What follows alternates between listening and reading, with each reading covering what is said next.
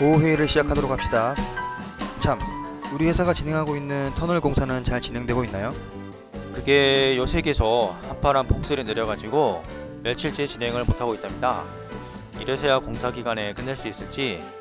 안 그래도 주 52시간 제도를 도입하고 현장이 어수선해졌는데 날씨까지 덥지 않네요.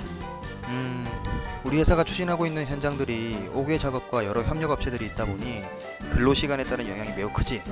우리 회사뿐만 아니라 급격한 근로시간 단축 때문에 대다수의 건설 현장은 공기 지연은 물론 공사 비용 증가 때문에 심각한 상태라고 하네요. 현장에 맞는 탄력적 근로시간제 개선이 필요하겠군.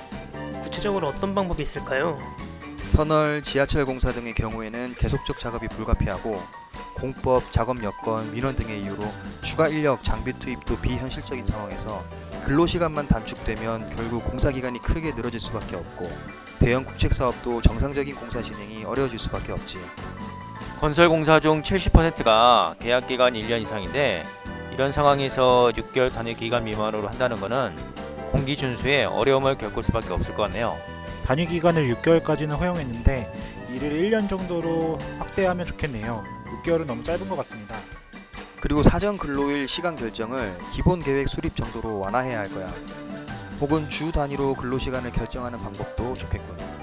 그렇죠. 건설 현장은 미세먼지, 한파, 폭염 등 기후적 요인과 민원 등 현장 상황 때문에 당장 내일의 상황도 예측할 수가 없는데 3개월 후의 현장 상황을 예측하는 건 매우 어렵죠. 실효성 있는 탄력적 근로시간제 도입이 필요하네요. 자료를 보니까 11년 전에 주 5일제 도입돼도 건설업 근로시간은 시행일 이후에 계약이 체결된 공사부터 적용하는 특례가 있었고 일본도 2017년 근로시간 단축 시에 건설업 경우에는 5년의 유효기간을 부여한 사례가 있었네요. 5년이라니 대단하네요. 52시간 근로 단축법 이전에 발주돼 현재 진행 중인 공사는 248조 원 규모인데 종전 근로시간을 기준으로 공기가 선정되어 공사 계획을 작성했겠죠. 그런데 갑자기 단축된 52시간 근로시간을 적용토록 하는 것은 무리라고 봅니다. 건설 근로자분들의 안전을 위협할 수도 있겠군요. 주 52시간 근로제 적용 시점 이후에 입찰 또는 계약한 사업부터 적용토록 근로기준법이 반드시 개정되어야 하겠군. 자료를 보니 현재 탄력적 근로시간제 활용률은 3.4%에 불과하다고 합니다. 이런 제대로 활용을 하지 못하고 있었군요. 개별 근로자가 원하더라도 노사 간 합의가 불발되면 사실상 탄력적 근로시간제는 사용하기 힘들 것 같네요. 근로자 대표 동의를 협의나 근로자 동의로 변경해야 할 것 같습니다.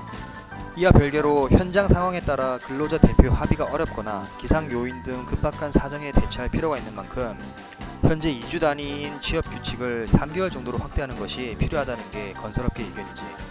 탄력적 근로시간제가 효율적으로 활용되지 않아 무리한 공사를 강행하면 오히려 건설 근로자의 안전사고와 품질 저하의 부작용이 우려되는데요. 건설업계와 국회가 잘 협의를 해야겠군요.